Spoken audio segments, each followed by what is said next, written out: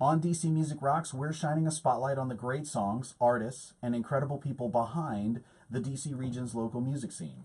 Paige, Dan, and Alex all host open mics in the DC region.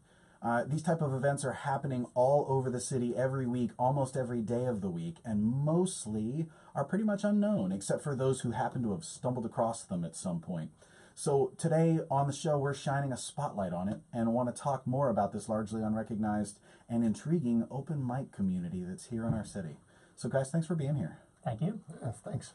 This is such a treat. Now, for those folks who share a little bit about share with them where the location and time of your open mic, and then share what makes your open mic special or different in your opinion. So Alex, we'll start with you. Well, I host the open mic at Roadside Grill every Wednesday night at 7 p.m. We do 2 sign-ups at 7:30 and 10. We have a featured artist usually as well. I guess what really makes all the open mics special is I go to a lot of different open mics, including Dan's open mics. I haven't been to Paige's yet. I'm sorry, Paige. That's okay. I'll be there soon. It's okay.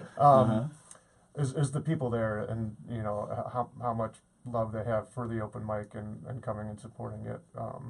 And I think that's special to every open mic. They all have that certain group of people that just love being there, and the camaraderie, I think, is what really does it. And that's at every open mic you go to, really. Absolutely. It's such a great community. It really is. Paige, talk about yours. Well, the one coming up this Friday on February the 16th is sponsored by the Songwriters Association of Washington. And one thing that makes these open mics that I host a little different is that we really encourage people who are writing original songs. They can come and they can kind of test their song that they wrote maybe this week or last week and see how the audience reacts to it and see if there's a line that really rings with one of the audience members. And so you can also go to the Songwriters Association of Washington website, and SAW sponsors a lot of open mics in the area, more than I host. So that would be a good thing for local songwriters.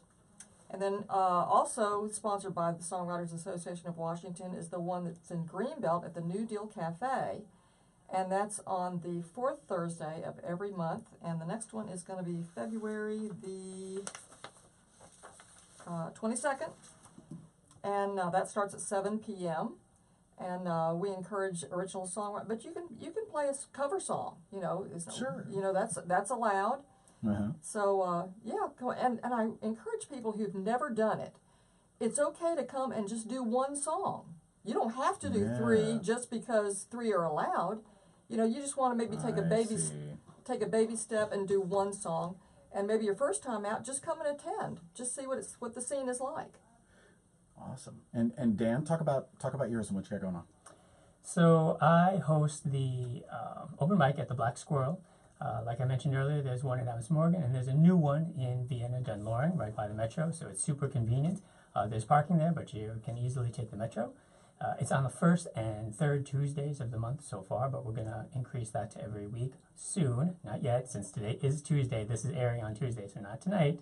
Yeah. February 20th. Okay. But whenever you hear this, starting around February 20th, there you go. Check with Dan Magnolia. Exactly. Yeah. We also do advanced signups for that, which is nice for something that goes on during the week. So if you're going to make the trek, that you know that you have an exact spot with an exact time that you know that you have set down. So that's something that we do online, and you can sign up. And one of the best things that I love about open mics, like Alex was saying, is that I think, you know, I wouldn't go so far as to say that they're unknown so much. They do have a niche market. You know, there's the rock market, and then there's the singer-songwriter folky market. And the thing that I love to do most of all is try to embrace everybody in the music scene. And so I used to host something called the Musicians Workshop, which would help get people out of their living rooms and into the public space. And so my open mics are very similar, the same. It's like we love being able to welcome everybody, even newcomers, and even young people. We have a lot of young kids that come in too. And so we always try to make it as open and accessible to everybody.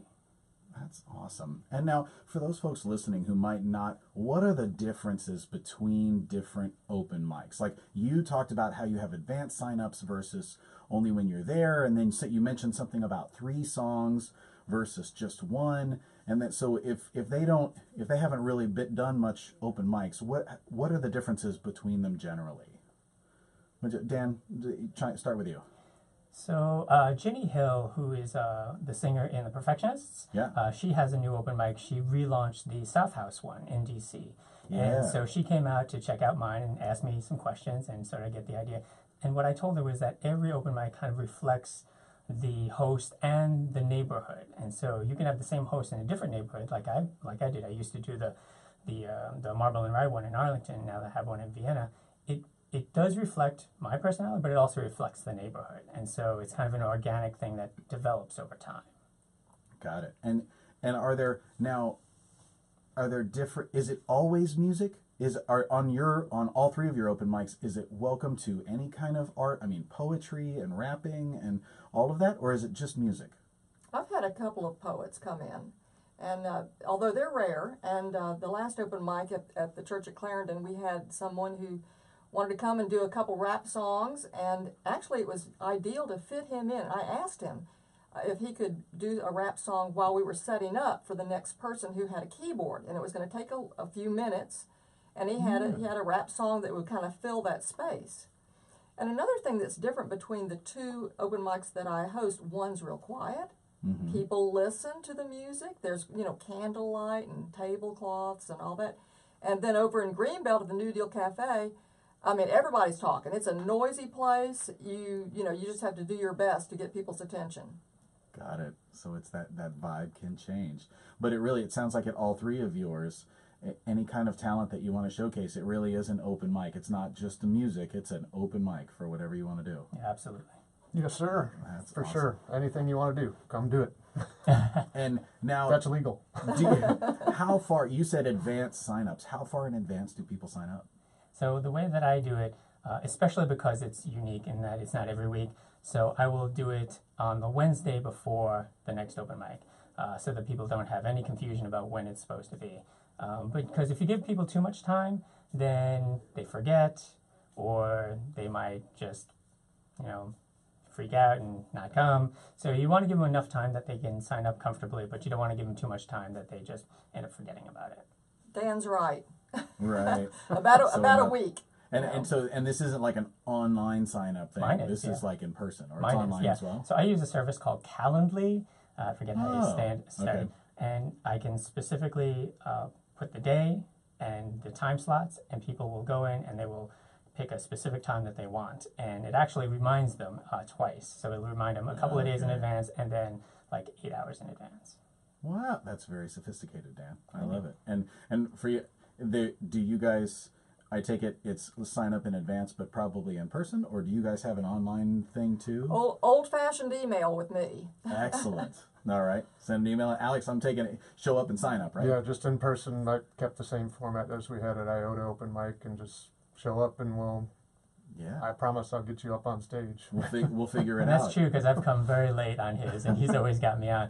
But Alex, you also do something else that's unique at yours. You do the lottery. Yeah, with numbered guitar picks, so that it's kind of even-steven, and it's not, you got to hurry up and get here and sign up so you can pick your spot. This way, it's fair and square. So everybody you get what you get. Everybody puts their name on the list, and then you draw for your order. Well, they're numbered guitar picks, and we put them in a sack. You pull out a guitar pick, that's the number you go. I write your name on the chalkboard. That's awesome. And see, I love all the different personalities because everybody has one. And I mean, I've heard great things about Jenny Hill's thing at Soft House too. Now, if somebody's looking for where do I find open mics, I'm going to share these links on the page because I know Dan sent me. There's a couple Facebook groups that talk about this stuff. But if somebody has never been to an open mic or they want to find these, where would you guys say is the best place to find them if you're looking for them? So I publish my open mics on two websites specifically, which is openmicsdc.com, I think. And then there's open mics, like M-I-K-E, like the person's name, mike.org. And, it's up to each host to make sure that they're up to date. So, Sure. so there's always that. But I try to keep mine up to date, and there's a ton of others out there that you can actually sort by city. So even if you're looking for something outside of DC and other areas, they have those as well. Wow. Paige, what about you? I would say, especially if you're a songwriter, go to saw.org. Yep. Got it. And that is the Songwriters Association of Washington. That's right. And that's where you can find, that'll be where you'll find yours and some other ones. I'm assuming they sponsor several. Oh, many. Many yes. in the area. They've got like 9 or 10 every week. Actually, all of mine too. You got it. There you go. And Alex, any other ideas for where to find open mics aside from those places? No. I think you got it covered. We got a good place. Obviously, social media would be another place to Social find media, out about them, Facebook. too. There's the Yep. open mic listings on Facebook. The old IOTA Facebook open mic page is still there. I update it regularly and put all kinds of stuff on there. Got it. All right. Now, so we don't have too much more time on the interview, but my favorite question to ask, and I don't want to miss it because I love asking this question, that's for each of you. Let's start down with you, Dan. If you could offer one piece of advice, what would it be? Well, since we're talking about open mics in general, I think one thing that I would give people who are hesitant about open mics, let's say that you're new to performing and you're not quite sure that you're ready or something is keeping you from doing it. And my big advice to those people is always, no one to date, as far as I know, has ever died of embarrassment. So no matter how bad you bomb, it's not going to be the end of the world. And you just go out and you try again the next day and the day after that and the day after that. And you're just going to get better and nobody's going to remember how badly you bombed maybe that first time. I love it. You never died from embarrassment. I love it. So go try it. Dan says just go for it. Paige, what about you? Yes, I would definitely say it's okay to just come and do one song. If you're not sure, just come and just attend. Just check it out, and sometimes you'll come and you'll say, "Gosh, that I think I'm a little bit better than that guy over there that really bombed."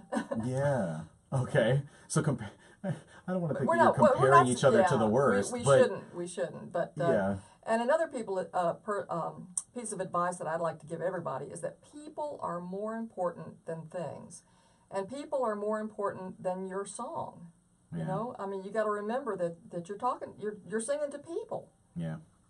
So make sure you include them, yeah. talk to them. Yeah. I love it. Alex, what about you, man? I would definitely reiterate what Paige said earlier, is just going to the open mic and checking it out first. I did that when I was first starting to play out, and went and checked out the IOTA open mic, and the next week I went and played it, and it turned out to be one of the owner's birthdays, Stephen, and he was there, and all the other, big hotshot local bands and musicians were all there, and you want to talk about nerve-wracking experience. Yeah. Having to play in front of those people for the very first time, that was my wonderful experience. But then I wound up hosting that open mic and working at IOTA for over 3 years, and Wow. turned into something really cool. So go check it out first. You can always go observe first and then come back and do the performance. Now, really quickly, just share with folks, where do they find, because we've got to jump back into the music, but where do we find, if they want to follow your open mic specifically, what is there a Facebook group, or where do they find about you specifically? Dan?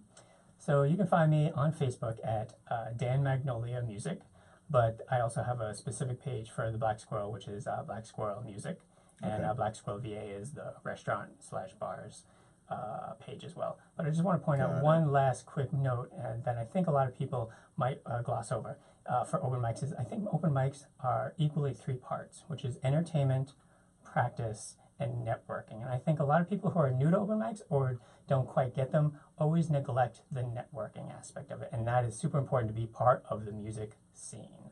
Nice. I love it. And Paige, where do they find your open mic if they want to follow you specifically?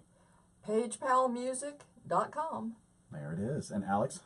AlexPerez.com or the old IOTA Facebook page. And we should note that it's Alex Perez is P-A-R-E-Z, right? Yes, Alex sir. Perez.